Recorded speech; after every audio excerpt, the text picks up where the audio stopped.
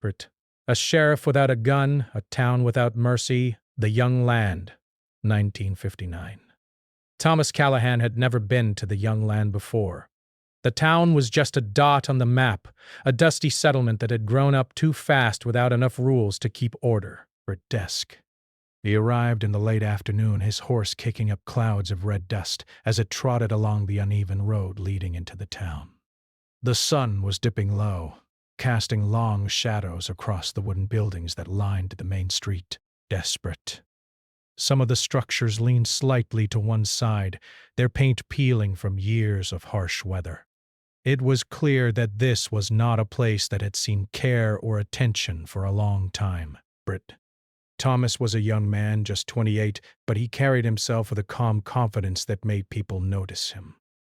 He wore simple clothing, a plain brown jacket, sturdy boots, and a felt hat that shaded his face from the sun. Brit. He did not carry a gun. That had surprised a few people who knew him as he rode into town. Most sheriffs in towns like this one were armed, and some believed that a man without a weapon would be seen as weak.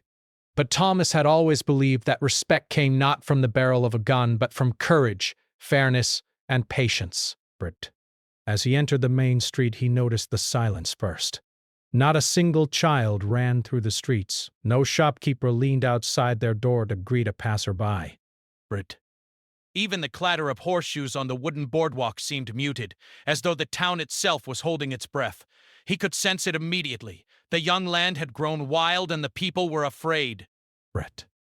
The sheriff dismounted in front of the town hall, a tall wooden building with a faded sign that swung slightly in the wind. He tied his horse to the post and took a deep breath. Brit. This was his new home now, and it would be his responsibility to bring some sense of order to a place where rules were more of a suggestion than a reality. Brit.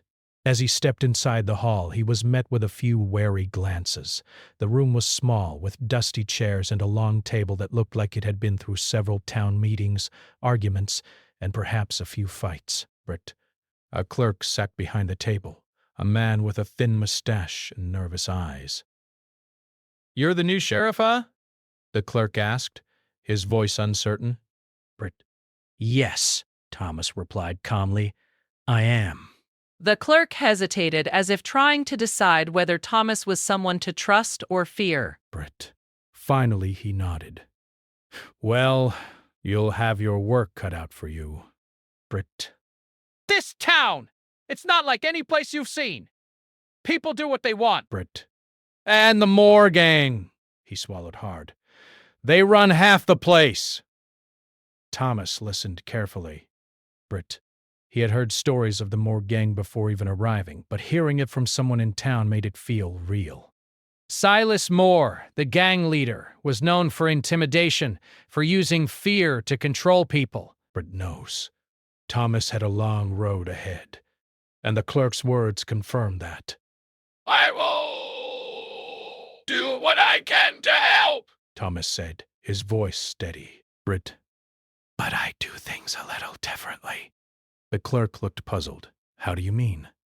"I don't carry a gun," Thomas said simply. Brit. "I believe in talking to people, listening and finding solutions that don't involve violence. That doesn't mean I'll let anyone break the law, but I want to lead by example, not by threat." Breast. The clerk blinked, unsure if Thomas was brave or foolish. Brit. "Good luck, Sheriff. You'll need it." Brit. That evening, Thomas walked through the town, observing the people from a distance. He saw families hiding behind curtains, children peeking through cracks in wooden shutters, and shopkeepers keeping a watchful eye on the street. Brit. Power. Fear was thick in the air, like dust that would not settle. And in the center of it all, he knew, was the gang, shaping life in the young land by intimidation rather than justice. Brit.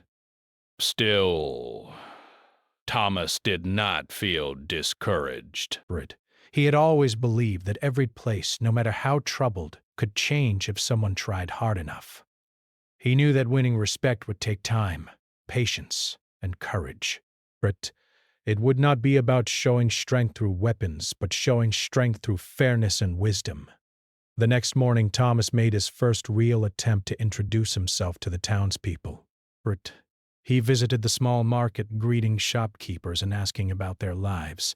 Many of them were suspicious at first, refusing to meet his eyes or speak more than a few words. But Thomas was patient.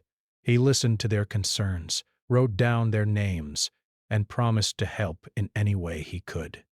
Slowly, some of the townspeople began to warm to him, realizing that he genuinely wanted to understand their struggles. By midday, Thomas had learned the first lesson of being sheriff in the young land. It was not enough to be fair. He had to be seen as fair. Rumors spread quickly in small towns, and word of his unarmed approach made its way to the gang. Silas Moore, hearing of the new sheriff who dared to walk the streets without a gun, laughed with his men. They thought it would be easy to intimidate him, to show him that the law in this town belonged to those who carried weapons and ruled through fear. Thomas, however, was not naive. He had expected resistance, and he had already begun observing patterns, taking mental notes of who might be loyal, who was scared, and who was dangerous. His first meetings with citizens had given him small insights into the town's unspoken rules. For example, he noticed that most people avoided certain streets after dark, hinting at where the gang preferred to operate. He also learned who the quiet heroes were. People who had lived under fear for so long that they had found subtle ways to protect themselves and others without attracting attention. By evening, the sheriff had established a routine. He would patrol the streets on foot, speak with anyone willing to talk, and note every incident of crime or threat he witnessed. It was exhausting work, but Thomas found energy in it. Every small conversation felt like a step toward change. Every cautious smile or nod from a townsfolk felt like a victory. He also had time to reflect on why he had chosen this path. Thomas had grown up in a peaceful town, one where community and cooperation had mattered more than force. He had seen firsthand how quickly fear and weapons could destroy trust, and he wanted no part of that in his new home. He wanted to show that even in a place without mercy, it was possible to lead with principle. By the end of the first week, the townspeople were beginning to notice small changes. The market felt slightly livelier during the day, and children dared to play in the streets under the watchful eye of Thomas. But the sheriff also knew this was only the beginning. The real challenge lay ahead, dealing with the Moore gang, protecting citizens without violence, and convincing an entire town that a sheriff without a gun could still bring order. Thomas looked out over the town as the sun set, painting the sky with shades of orange and purple. Dust swirled in the streets. The buildings seemed to lean just a little less, and for the first time in years, there was a faint sense of hope in the young land. It was fragile, like the first leaves of spring, but it was there. And Thomas knew that even the smallest spark could grow into a flame if tended with care, courage, and patience. That night he sat in the sheriff's office, reviewing his notes, planning his next moves, and thinking about the road ahead. He knew it would not be easy. The town had been shaped by fear, and the gang had ruled through violence for years. But Thomas had faith, not in weapons, not in intimidation, but in people. He believed that the citizens of the young land could reclaim their town, one step at a time, guided by fairness and moral courage. And so the first chapter of Thomas Callahan's journey began. In a town where hope was scarce, fear was common, and a sheriff walked the streets without a gun, determined to make a difference. The morning after his first week in the young land, Thomas Callahan woke before the sun, as he had every day since arriving. The town was still quiet, though he could hear the faint clatter of a horse's hooves or the creak of a boardwalk as early risers began their day. Thomas had learned quickly that the quiet could be deceiving. In this town, silence often meant fear, and fear often hid danger. But He began his patrol by walking through the empty streets, nodding to a few shopkeepers who were just opening their doors. A baker waved from inside his store, and a little girl peeked out from behind the curtain of her family's home. Brit. These small signs of life reminded Thomas why he had come to the young land. The town was fragile, but it was not lost. As he walked past the saloon, he noticed a group of men leaning against the building, talking quietly but with sharp glances at anyone passing by. Thomas recognized them immediately as members of the Moore gang. Brit. They had heard about him, the sheriff who carried no gun, and were curious, perhaps even amused, to see him in person. Their leader, Silas Moore, was tall and broad-shouldered with eyes that seemed to see everything at once. Brit. He looked like a man who had lived his entire life taking what he wanted and never facing consequences.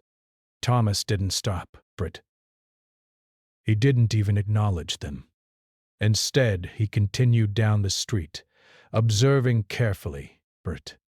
The gang members muttered to one another, some shaking their heads as if in disbelief. One of them called out a mocking greeting, but Thomas ignored it, keeping his pace steady and calm. Brit. This was his first lesson of the day. In a town without mercy, ignoring provocation could be as powerful as confronting it. He knew that responding with anger or fear would only give the gang the upper hand. Brit. Instead, he relied on patience and presence, showing that he was neither intimidated nor reckless. By late morning, Thomas reached the town square where a few citizens had gathered to discuss business. Brit. They noticed him approaching, and some moved closer, curious to see what the sheriff would do next. Thomas greeted them warmly, asking about their lives, their work, and their worries. Brit. Slowly, a few people began to open up, telling him about thefts, threats, and harassment from the Moore gang. One farmer, an older man named Henry, spoke in a low voice. Brit. They took my livestock last week. I don't know who to turn to. Brit. We've called the sheriff before, but nothing changes. His eyes darted nervously to the saloon across the street, where a few gang members now watched the conversation. Brit. Thomas nodded, listening carefully. I hear you, Henry, He said. Brit. and I promise I will do what I can to help, but I'll need your patience. Brit. Change doesn't happen all at once. We'll start by gathering information, watching closely, and working together to protect the town. Brit. Henry hesitated, then nodded slowly. I hope you're right, Sheriff. Brit. We've been waiting a long time for someone to stand up for us. Thomas knew that winning the trust of the townspeople would be his first real victory. They had lived under fear for so long that even small gestures of care could inspire hope. Brit. And hope, he knew, could be as powerful as a weapon. By midday, Thomas had made several more stops, talking with shopkeepers, farmers, and families. Brit. He learned who had been loyal to the gang out of fear, who had tried to resist quietly, and who had remained neutral. Brit. Each conversation added to his understanding of the town's hidden networks, its strengths, and its vulnerabilities. But Thomas also saw the danger clearly. Brit. The Moore gang was growing bolder, testing boundaries in ways that could quickly escalate. One man had been beaten the night before for speaking against the gang, and another family had hidden valuables for fear of theft. These were not just isolated incidents. They were patterns, and Thomas understood that addressing them would require strategy, courage, and careful timing. In the late afternoon, Thomas visited the edge of town, where the gang had their informal headquarters, an old, abandoned warehouse. Brit. He stayed at a distance, observing quietly. Through the windows, he could see gang members laughing, arguing, and practicing intimidation on anyone who dared to approach. Brit. Silas Moore was at the center, issuing orders with an air of authority that demanded obedience. Thomas took careful notes. Brit. He did not confront them. Not yet. He knew that patience was his ally, and that acting too soon could put the townspeople in even greater danger. Brit. His goal was not to provoke the gang but to understand them, learn their routines, and find weaknesses he could use without violence. That evening, Thomas returned to the sheriff's office and wrote down everything he had seen. He drew rough maps of the town, marking areas where the gang had influence, and identified citizens who could help him in subtle ways. He also recorded small victories: a shopkeeper who had dared to speak with him, a child who had smiled as he walked by, a farmer who had stopped hiding and shared information. Each detail mattered. Each detail was a step toward building a safer town. As night fell, Thomas heard the first real test of his philosophy. A loud commotion erupted near the town square. Windows rattled, doors slammed, and the sound of shouting filled the air. Citizens peeked from their homes, fearful but curious. Thomas grabbed his coat and walked calmly toward the noise. In the center of the square, a gang member had cornered a young boy accused of stealing fruit. The man raised his fist, threatening the child. Other townspeople watched in fear, unsure if anyone would intervene. Thomas stepped forward. "Enough," he said firmly, his voice carrying across the square. "Let the boy go." The gang member laughed, stepping closer, ready to intimidate. Thomas did not flinch. He met the man's gaze steadily. "I said enough," he repeated, and then he gestured to the people around him. "This town will not stand by while you harm the innocent." For a moment, the gang member hesitated. There was something in Thomas's calm authority, something that could not be ignored. Slowly, he released the boy and stepped back. The townspeople exhaled in relief. It was a small victory, but an important one. Thomas knew that he had just demonstrated the power of courage and presence. He had not used a gun, but he had used something perhaps even stronger: conviction and moral authority. After the incident, Thomas spoke with the boy and his family, ensuring they were safe. Then he returned to his office, reflecting on the day. He realized that earning respect would require both strategy and patience. He could not force change overnight, but he could influence it step by step, moment by moment. The next morning brought new challenges. The Moore gang was aware of the confrontation and likely planning their response. Purposes Thomas knew that tension would rise, and he would need to be careful to protect the townspeople while continuing to assert his authority. He spent the day meeting with families, quietly listening, and reinforcing trust. Slowly, a sense of hope began to emerge among the citizens. They started to speak more freely, share information, and support one another. By the end of the week, Thomas had begun to understand the delicate balance of power in the young land. The town was still dangerous, the gang was still strong, but there was now a growing belief that change was possible. The sheriff's unarmed presence had made people realize that leadership could come from fairness, courage, and calm determination rather than force. As Thomas walked through the quiet streets that evening, he noticed a few children playing more openly, shopkeepers keeping their doors slightly wider, and even a few gang members glancing at him with curiosity rather than mockery. The town had not yet been tamed, but it had begun to shift. Thomas knew that this was only the beginning. The real struggle lay ahead, handling the Moore gang, keeping the citizens safe, and proving that a sheriff without a gun could truly make a difference. But he also knew that with patience, careful observation, and courage, even the young land, a town once ruled by fear, could be guided toward hope and justice. That night, he sat in the sheriff's office, reviewing his notes, planning his next steps, and thinking about the challenges that lay ahead. He had learned that a town without mercy could be difficult to change, but he also learned that small acts of courage could inspire others. Every conversation, every small victory, and every display of calm authority was a step toward transforming the young land into a place where people could feel safe again. Thomas closed his notebook, looked out at the quiet streets, and allowed himself a small moment of hope. He had survived the first confrontation without violence, and he had begun to win the trust of the people. Tomorrow, he would continue his patrols, continue to gather information, and continue to build a town where fear did not rule. The young land was still dangerous, and the Moor gang still held power, but the seeds of change had been planted. And Thomas Callahan, the sheriff without a gun, would continue to nurture those seeds, step by step, day by day.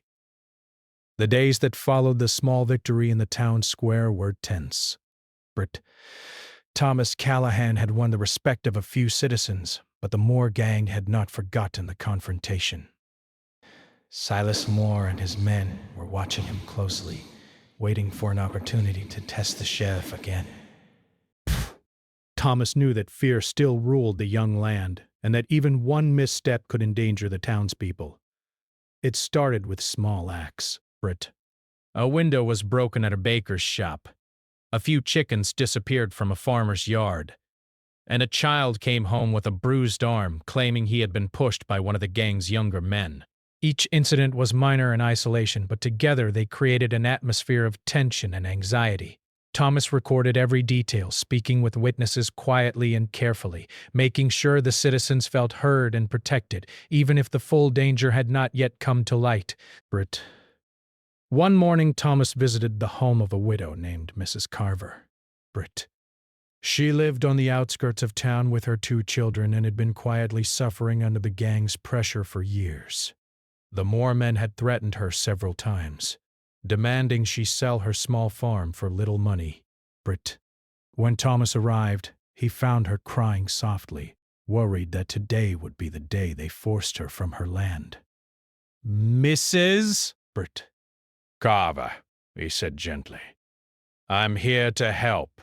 Tell me everything that has happened. Desperate, through tears, she explained the harassment, the threats, and the sense of hopelessness that had settled over her life. Thomas listened carefully, offering reassurance that he would do what he could.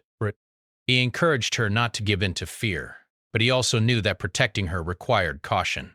Acting too quickly could provoke the gang, putting the entire family at risk. After leaving the Carvers, Thomas returned to the center of town and met with a few trusted citizens.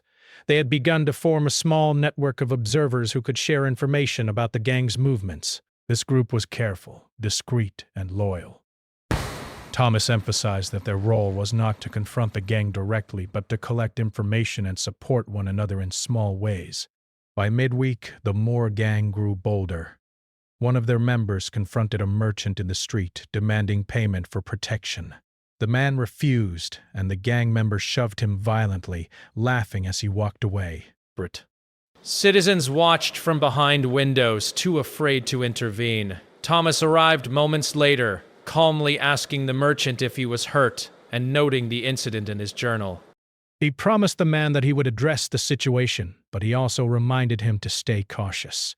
Thomas realized that his challenge was not only dealing with the gang, but also encouraging the townspeople to overcome their fear.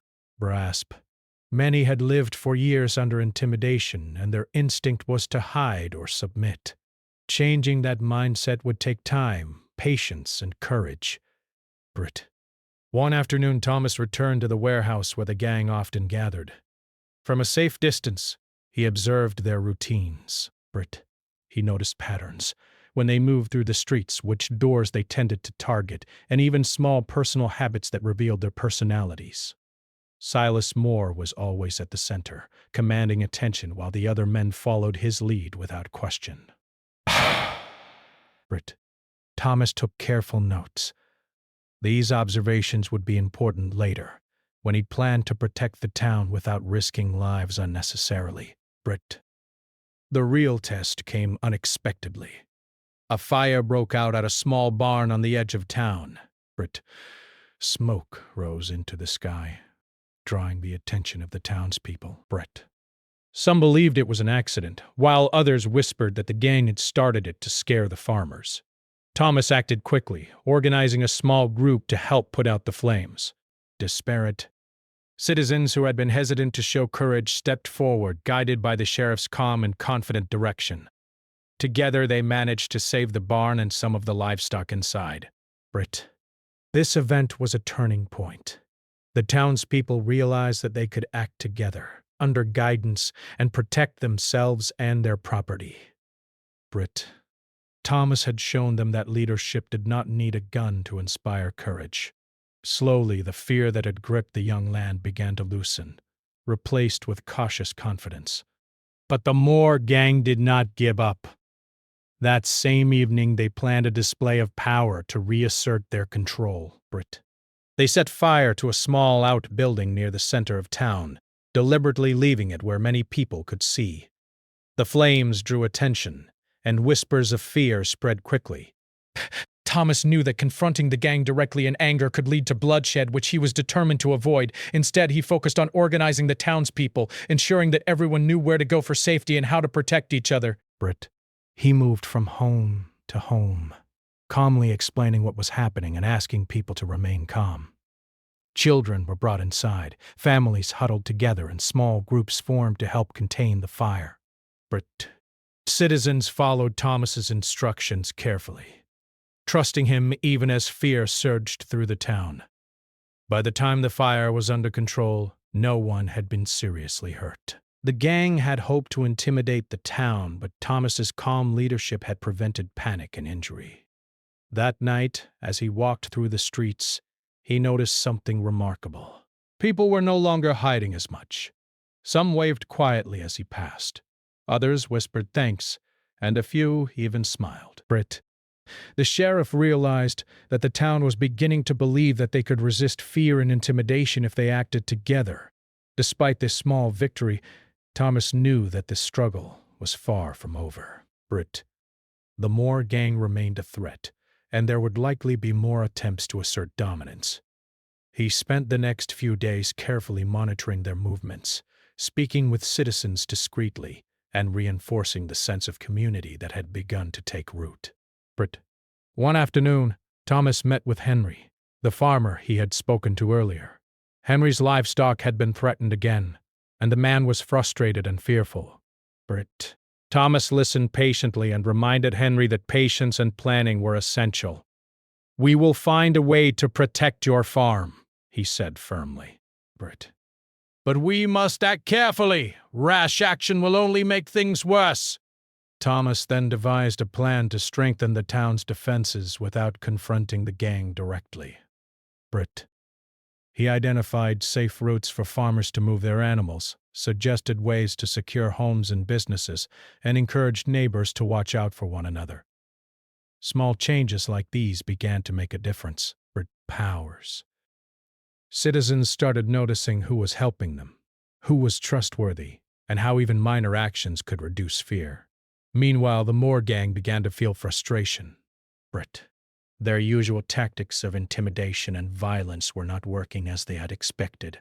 People were starting to act differently, resisting fear quietly, cooperating with the sheriff, and protecting one another. Brit. Silas Moore realized that the new sheriff was not like anyone he had dealt with before. Thomas did not react to provocation with anger or weapons. Brit. He acted strategically, calmly, and with the support of the community. This realization unsettled the gang. Brit. They became more reckless, taking greater risks in attempts to assert power. Brit. One night, a gang member attempted to steal supplies from a small store, but a group of townspeople, quietly organized by Thomas, stopped him. No one was hurt, but the message was clear. The town was no longer completely defenseless. The weeks passed with this careful balance. Thomas continued his patrols, spoke with citizens, observed the gang, and quietly built the town's confidence. Brit. Each day brought small victories, small setbacks, and new lessons. The sheriff had to remain vigilant, patient, and steadfast, knowing that one mistake could undo everything. Brit. Despite the constant tension, Thomas began to notice hope growing among the townspeople. Families were beginning to work together. Children played more openly, and some shopkeepers even laughed quietly as they shared stories of their day. Brit. The town was far from safe, but it was changing. Fear was no longer the only force that governed the streets. One evening, Thomas sat on the porch of the sheriff's office, watching the sunset paint the sky with shades of orange and gold. He reflected on the challenges they had faced, the small acts of violence, the intimidation, the threats. Yet he also reflected on the courage he had witnessed. Farmers protecting livestock, citizens standing up quietly, and the sheriff's own determination to lead without violence. He knew that the struggle ahead would be even more difficult. The Moore gang would not give up easily, and the town could not be transformed overnight. But Thomas had learned that leadership was not about winning battles with weapons.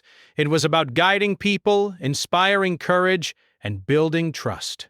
The young land could change, but only through patience, strategy, and the moral strength of its citizens. That night, as he closed his notebook and prepared to rest, Thomas felt a quiet determination. The town had begun to fight back, not with guns, but with courage and cooperation. And the sheriff, unarmed but resolute, would continue to lead them, step by step through fear toward hope. The tension in the young land had been building for weeks, and Thomas Callahan knew it would soon reach a breaking point. The Moore gang had grown increasingly bold, their intimidation escalating as their frustration with the town's quiet resistance grew. Thomas had been careful, patient, and strategic, but now it seemed inevitable. The town would face a direct test of its courage. It started one early morning when smoke was seen rising from a barn near the center of town. This time, it was not a small fire caused by accident. It was deliberate. Citizens rushed toward the smoke, hearts pounding, but Thomas was already there. Calmly, he directed people to form lines, passing buckets of water, covering the area with blankets to control the fire, and protecting any livestock that could be saved. Amid the chaos, Thomas noticed several figures slipping away into the shadows, members of the Moore gang. Their plan had been to scare the town, but the citizens, organized and guided by the sheriff, had prevented real damage. The fire became more than a test. It was a signal to Thomas that the gang was preparing something larger, something that could not be handled with patience alone. That afternoon, Thomas called a meeting with the town's most trusted citizens. He had been building this small group for weeks, farmers, shopkeepers, and even a few townspeople who had quietly defied the gang in the past. "We have been patient," Thomas began, his voice steady, "and we have done well to protect ourselves without responding with anger or violence. But the gang is preparing a more serious attack. We need to be ready. Not with guns, not with revenge, but with strategy and courage. We will defend our town, our families, and our way of life, together." The group listened intently. Fear was still present, but there was also determination. Thomas explained plans for alerting neighbors quickly, safeguarding homes and businesses, and supporting one another if the gang made a direct move. It was not an easy conversation. Many had lived under fear for years, and courage did not come naturally after so much intimidation. Yet slowly he saw hope in their eyes. That evening, Thomas walked the streets, observing carefully. He noticed that the Moore gang had begun posting members at strategic points, expecting resistance and trying to intimidate anyone who dared move freely. But Thomas's careful planning allowed the townspeople to continue their routines safely. Families moved their livestock, shopkeepers secured their stores, and neighbors watched for signs of danger, all under the quiet guidance of the sheriff. The following morning brought the true test. Silas Moore and several gang members arrived in the town square, their faces hard and threatening. They had decided to assert dominance openly, demanding money from the townspeople and threatening anyone who refused. The citizens were tense, some hiding behind doors, others peeking nervously from windows. Thomas stepped into the center of the square, his presence calm but firm. He did not carry a gun. He did not yell or threaten. He simply walked forward, meeting Silas Moore's gaze directly. "This town will not be ruled by fear," he said clearly. I am the sheriff, and I will not allow anyone to harm the people here. Leave now or face the consequences, not through violence, but through justice and unity. For a moment, the square was silent. The gang members laughed, thinking the young sheriff was foolish, unarmed, and naive. But Thomas did not flinch. He continued to stand calmly, speaking quietly but with a strength that carried across the square. But slowly, the citizens began to emerge from hiding. Farmers brought their tools, shopkeepers stepped outside, and even a few brave children appeared, watched closely by adults. The town was united, standing together in a way they had never dared before. Silas Moore hesitated. This was not the same town he had ruled through fear. These people were not cowering. They were watching, waiting, and ready to act together if needed. The gang members' laughter faltered. For the first time, they felt uncertainty. Thomas seized the moment. He addressed the citizens directly. Watch each other. Protect what is yours. Stand together. No one acts alone in this town. The words carried power. Citizens began moving strategically, following Thomas's instructions from weeks of preparation. Families helped one another, blocking the gang from easily intimidating anyone. It was organized, calm, and effective. Silas Moore, realizing that his usual tactics were failing, decided to escalate. One gang member lunged toward a shopkeeper, attempting to strike fear with a raised fist. But a group of townspeople, guided by Thomas's planning, intervened quickly. They did not strike back with violence. Instead, they used coordinated positioning, voices, and authority to stop the attack.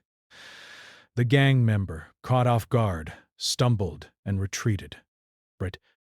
It was a turning point. The gang was no longer in full control. Their intimidation had failed because the citizens had learned, under Thomas's guidance, that fear could be resisted. They did not need guns to protect themselves. They needed courage, strategy, and unity. Desperate. As the confrontation continued, Thomas observed patterns he had noticed in previous weeks. The gang was becoming disorganized, impatient, and reckless. They were acting out of frustration, not confidence. Thomas quietly adjusted his strategy, ensuring that citizens remained protected while maintaining authority. By late afternoon, the gang began to retreat. Silas Moore realized that the young land was no longer a town where fear alone ruled. Thomas had proven that leadership could come from principle, calm courage, and careful planning rather than weapons. After the gang had left, Thomas walked through the town, checking on citizens and ensuring that everyone was safe. He was careful to acknowledge their bravery, praising those who had followed his guidance and stood together. Slowly, the town began to breathe again, realizing that the crisis had passed without bloodshed. That night, Thomas reflected on the events of the day. It had been the most intense test of his career as a sheriff. The Moore gang had tried to intimidate, provoke, and dominate, but the town had resisted, guided by strategy, courage, and unity. He realized that the key to the young land's transformation was not simply his leadership alone. It was the courage of the people he served.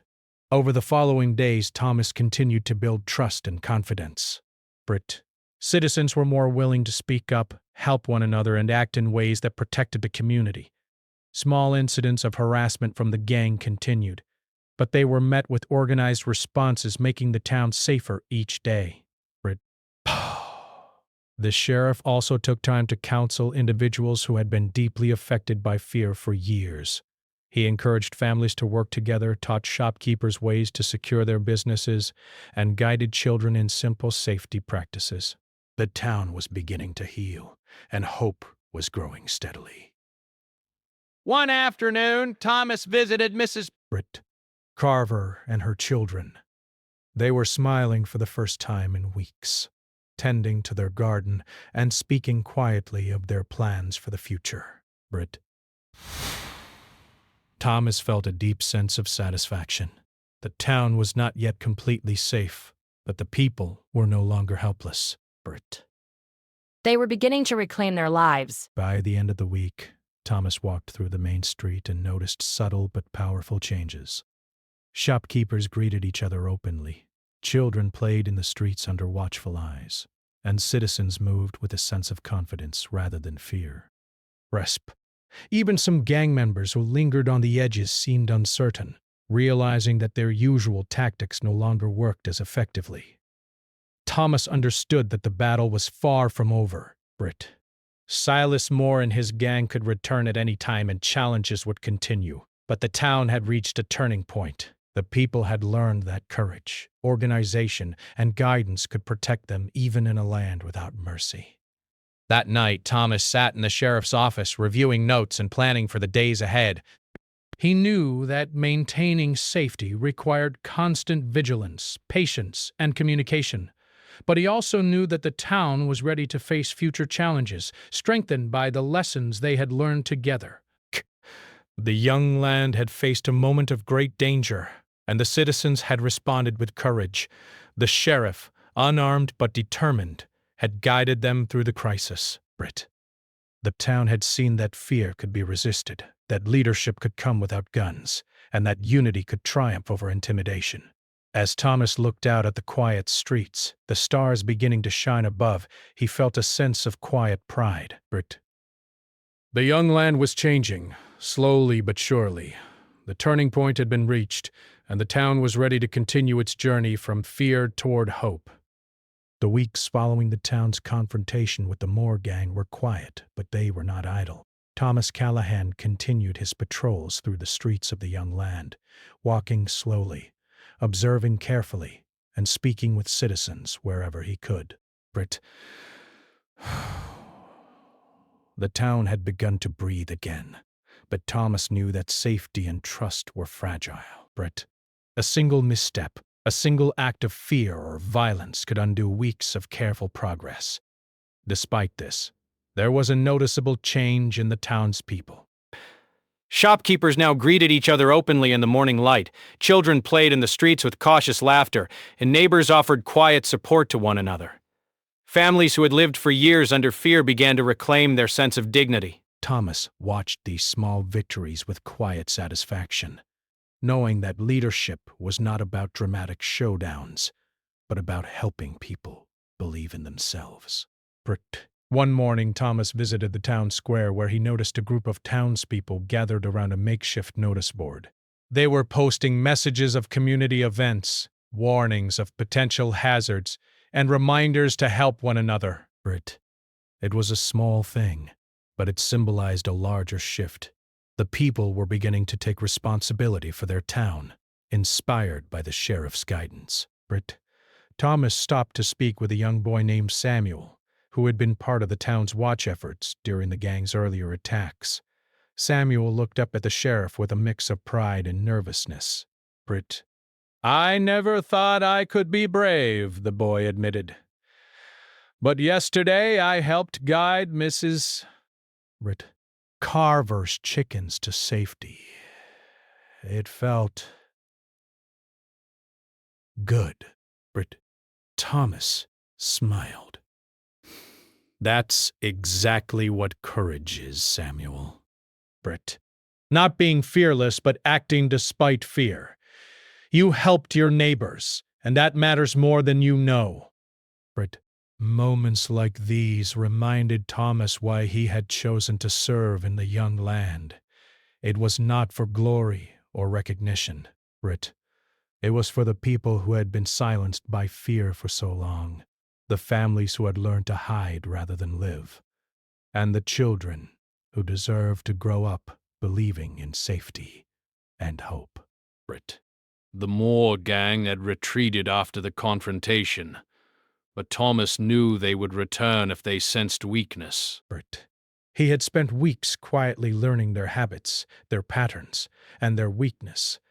He did not seek revenge, but he prepared the town in practical ways to prevent the gang from causing harm again. Britt. He organized the citizens into small groups, each responsible for watching over a section of town, helping families and reporting any suspicious activity. These groups worked quietly, without violence, relying on observation, communication, and cooperation. Britt. Slowly, the town became a network of careful vigilance, a community that could protect itself with courage and planning rather than fear and weapons. One afternoon, Thomas walked past the saloon and noticed a few men standing outside. They were remnants of the Moore gang, clearly trying to gauge the town's strength. Thomas did not confront them directly, Britt. Instead, he observed, taking note of their numbers, their movements, and the paths they used through town. His calm approach allowed the townspeople to continue their routines without panic, while the gang members began to realize that intimidation no longer worked as it once had. Britt. By evening, Thomas visited the outskirts of the town, where the farmers and their families lived. Many of these residents had been deeply affected by fear for years, having lost livestock, crops, and trust in others. Thomas walked among them, offering guidance on securing their farms and discussing ways to help each other. "You've changed things already," said Henry. "The farmer Thomas had met weeks before." Britt. I never thought we could feel safe again. But, Britt, we do. Not completely, but enough to start living our lives. Britt. Thomas. Nodded. Britt. Safety and trust are built slowly, but every day we act with courage. We strengthen this town. Britt.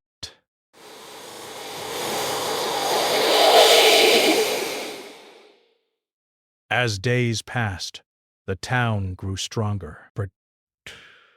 Small acts of bravery multiplied. Shopkeepers refused to pay the gang for protection. Children walked to school without fear, and families shared information quietly, helping each other avoid trouble. Britt. Thomas continued to guide them, reinforcing the idea that leadership was about example, patience, and strategy, not fear or force. One evening, Thomas gathered the town's leaders for a meeting. Britt. He spoke plainly, reminding them of the journey they had undertaken together. "We've faced fear, intimidation, and violence," he said. Britt. And we've survived. We've survived because we acted with courage, supported one another, and refused to let fear rule our lives. Britt. But our work is not finished. We must remain vigilant, protect each other, and continue to lead by example. Britt. The town leaders nodded. They had seen the change firsthand. Families were no longer silent. Citizens were beginning to take responsibility. And even the Moore gang was cautious. Britt. Thomas's leadership had inspired a community to reclaim its town without guns, violence, or retaliation. The transformation was visible in even the smallest details. Britt. Children laughed more freely. Shopkeepers smiled as they served customers, and neighbors greeted one another openly. Fear no longer dictated movement or behavior. The streets, once silent and tense, now carried the sounds of daily life, conversation, work, and quiet laughter. Yet Thomas remained careful. Britt. He knew that vigilance was ongoing. He continued his patrols, met with citizens regularly, and observed any signs of the gang's activity. He reinforced the lessons of courage, cooperation, and community in every conversation. Each day brought small victories, but each day also required attention and care. Britt. One afternoon, Thomas visited Mrs. Carver and her children. Britt. They were tending their garden, laughing softly as they worked together. "We've never been this happy," she said, smiling. Britt. You've given us hope, Britt. Thomas looked around at the flourishing garden, the children playing nearby, and the sense of peace settling over the farm. Hope is in your hands now. he said gently. Britt, I've guided you, but the courage and care you show each day will keep this town safe. The Moore gang never returned in force, and over the following months, their influence waned. Silas Moore eventually left the area, realizing that fear alone could not control a community that had learned to stand together. The young land had changed. From a town ruled by intimidation and silence, it became a community guided by courage, cooperation, and moral strength. Britt. Thomas continued to serve as sheriff, walking the streets daily, observing, listening, and helping. He remained unarmed, yet his authority was unquestioned. He had shown that leadership did not come from weapons or threats, but from calm determination, fairness, and the ability to inspire courage in others. Citizens began to share stories of the sheriff's actions, teaching their children about courage, fairness, and unity. The town became a model for surrounding settlements, showing that fear could be resisted without violence, and that communities could reclaim control of their lives through cooperation and careful planning. One evening, Thomas walked alone through the main street, watching the sunset reflect off the wooden buildings. The town had grown quiet in a different way than before, peaceful, safe, and alive with the small sounds of daily life. He paused in front of the town hall, thinking about the journey from fear to hope. It had not been easy. There had been threats, intimidation, and moments of doubt. But the citizens had risen to the challenge, guided by example and inspired by courage. Thomas knew that challenges could return at any time. Life in the young land would always require vigilance, planning, and courage. But he also knew that the town had been forever changed. Fear no longer ruled. People had learned that they could act together, protect one another, and face threats without relying on violence. He thought about the small victories, the child who had guided chickens to safety, the shopkeeper who refused to pay for protection, the farmers who worked together to secure their land. Each act, no matter how small, had contributed to the transformation of the town. Thomas understood that lasting change came not from dramatic battles, but from everyday courage, careful planning, and moral leadership. The young land had faced darkness, but it had emerged stronger. Citizens walked with confidence, families thrived, and even the natural world seemed to respond. The streets were cleaner, gardens flourished, and the town seemed to breathe more freely. Thomas smiled quietly, knowing that he had fulfilled his role, not by wielding a gun, but by guiding people to believe in themselves and each other. As night fell, Thomas sat on the porch of the sheriff's office, looking out over the town he had come to love. The streets were calm, the lights in homes glowed warmly, and the sound of laughter floated softly in the air. He felt a deep sense of satisfaction. The town had been saved, not through force, but through courage, cooperation, and careful leadership. The young land would always have challenges, but it now had something far stronger than fear. A community that could stand together, protect one another, and live without being ruled by intimidation. Thomas Callahan, the sheriff without a gun, had led them through darkness into hope. And in the hearts of the people, that hope would endure for generations.